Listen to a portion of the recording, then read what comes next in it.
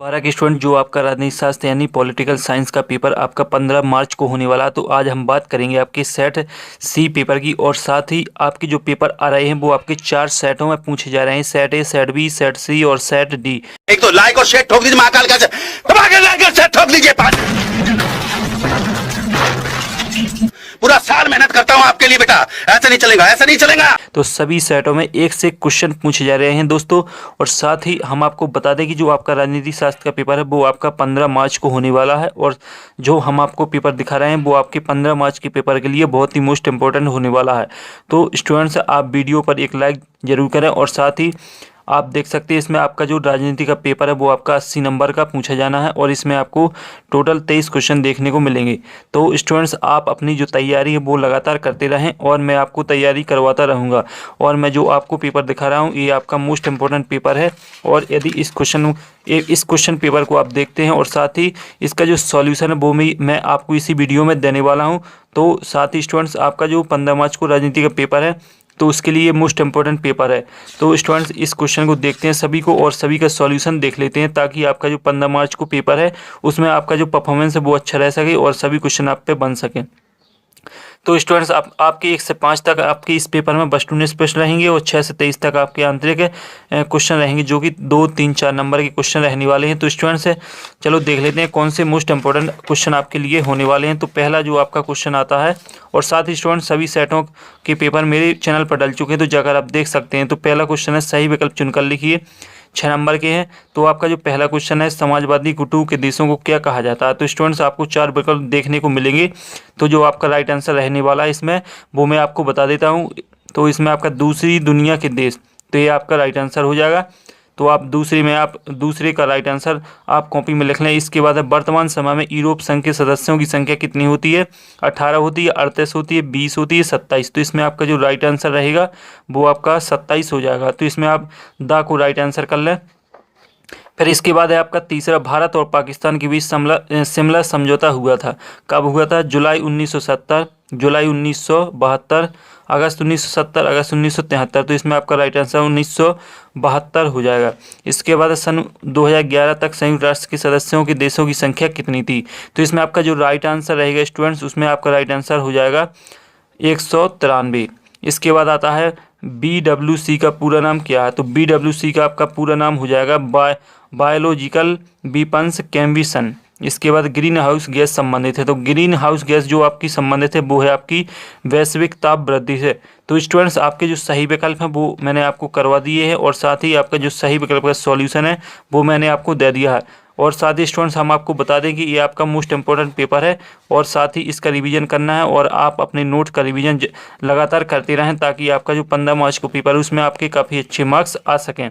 तो स्टूडेंट्स आपका दूसरा क्वेश्चन रहता है रिक्त स्थान जो कि 7 नंबर के रहेंगे। पहला जो आपका क्वेश्चन है मार्शल योजना की स्थापना ... में हुई। तो मार्शल योजना की जो आपकी स्थापना हुई वो आपके स्टूडेंट देख लें आपके 1948 में हुई। तो 1948 लिख लें। इसके बाद है भारत संयुक्त राष्ट्र संघ का सदस्य बना। भारत संयुक्त राष्ट्र संघ का सदस्य कब बना। 30 अक्टूबर 1995। इसके बाद देख लें 1988 में पाकिस्तान ने ... मिसाइल का परीक्षण किया। तो इसमें आपका राइट आंसर हो जाएगा गौरी। इसके बाद है भारत में नई आर्थिक नीति ... अब में अपनाई गई। तो 1991 में अपनाई गई। और जम्मू कश्मीर की राजधानी क्या है। तो जो आपकी जम्मू कश्मीर की राजधानी है वो आपकी श्रीनगर होगी। और इसके बाद है आपका भारत में अर्थव्यवस्था है। तो भारत में कैसी अर्थव्यवस्था, मिश्रित अर्थव्यवस्था है। और इसके बाद देख लेते हैं अगला खालिस्तान, जो आपका एक खालिस्तान शेष रह गया है वो है आपका भारत में मूल वासी के लिए ... शब्द का प्रयोग किया जाता है। तो उसमें आपका राइट आंसर हो जाएगा भारतीय शब्द का प्रयोग किया जाता है। अब आती है आपकी तीसरे क्वेश्चन पर सही जोड़ी जो कि आपकी 6 नंबर की रहेगी। इसमें पहली सही जोड़ी है सोवियत संघ। तो इसका राइट आंसर हो जाएगा 15 गणराज्य। आसियान की स्थापना तो हो जाएगा अगस्त 1967। अंतर्राष्ट्रीय मुद्रा कोष का मुख्यालय, तो इसका राइट आंसर वाशिंगटन। प्रथम विश्व युद्ध हुआ था तो 1939 में। और द्विराष्ट्र का सिद्धांत तो शहनवाज भुट्टो। और बिहार का अकाल हो जाएगा औद्योगिकरण। तो ये आपकी सही जोड़ी है जिसका सॉल्यूशन भी मैंने आपको दे दिया है और आप अपनी तैयारी लगातार करते रहें। साथ ही अब देख लेते हैं जो चौथा क्वेश्चन है वो आपका एक शब्द एक वाक्य 7 नंबर के हैं। पहला क्वेश्चन रहेगा आपका, सीमांत गांधी के नाम से जाने जाते हैं। तो सीमांत गांधी के नाम से जो जाने जाते थे वो है आपके पंडित जवाहरलाल नेहरू। तो आप पंडित जवाहरलाल नेहरू लिख लें। और इसके बाद है आपका ताशकंद समझौता हुआ था। तो ताशकंद समझौता कब हुआ था? 1996 में। इसके बाद है आपातकाल क्या है? तो आपातकाल को देख लें आप, देश में आंतरिक व आर्थिक रूप से खतरा, तो उसे हम आपातकाल कहेंगे। इसके बाद है गठबंधन सरकार किसे कहते हैं? तो राष्ट्रीय दलों की कमजोरी स्थिति। तो स्टूडेंट जो आपका गठबंधन सरकार बनने का प्रमुख कारण है वो है आपका राष्ट्रीय दलों की कमजोर स्थिति।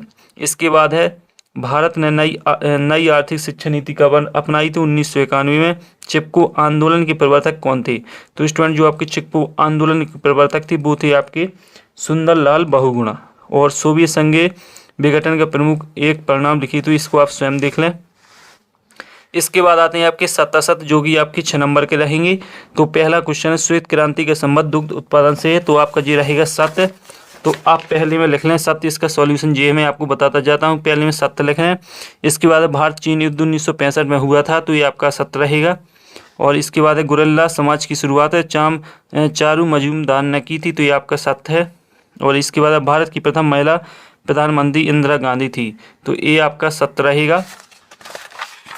और इसके बाद जो आपका आखिरी है संयुक्त राष्ट्र संघ के कुल प्रमुख अंगों के नाम, कुल 8 प्रमुख अंग हैं, तो ये आपका असत्य रहेगा क्योंकि संयुक्त राष्ट्र संघ के 6 प्रमुख अंग हैं। और इसके बाद आपके सभी जो बहुविकल्पी क्वेश्चन वो आपके संपूर्ण हो जाते हैं। इसके बाद हम बात करेंगे आपके 2 नंबर के क्वेश्चन की। तो 2 नंबर में जो आपका क्वेश्चन आता है उसे देख लें। तो आपका पहला क्वेश्चन है सोवियत संघ के विघटन के 2 कारण लिखिए अथवा ध्रुवीकरण का क्या अर्थ है? आतंकवाद किसे कहते हैं? मानवाधिकार किसे कहते हैं? 7वां है आपका। 8वां देख लें। और इसका जो सॉल्यूशन है वो वीडियो के एंड में मिलेगा। तो ग्लोबल वार्मिंग क्या है? भूजल संकट के कारण लिखिए। और आर्थिक उदारीकरण क्या है? तो स्टूडेंट्स ये सभी आपके 2 नंबर के क्वेश्चन हैं। और साथ ही जो आपका 10वां क्वेश्चन है, 10वां देख लें।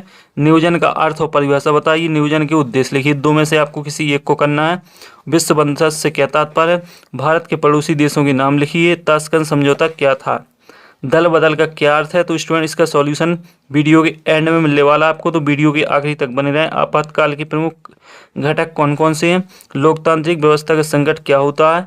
और देश केंद्र शासित राज्यों के नाम लिखिए। और राजा हरिहर कहाँ के राजा थे? गठबंधन की सरकार से क्या तात्पर्य है? और इसके बाद स्टूडेंट्स का जो अथवा है वो हम आपको बताने वाले हैं। तो जो इसका अथवा है वो देख लें। मंडल आयोग का गठन कब किया गया था? 16वां। सोवियत प्रणाली क्या थी? समझाइए।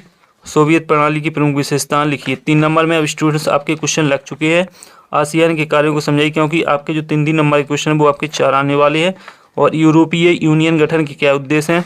और आपका फिर 18वां राज्य पुनर्गठन आयोग को समझाइए। भारत विभाजन के प्रमुख कारण लिखिए। और 19वां क्षेत्रवाद पृथकतावाद में अंतर स्पष्ट कीजिए।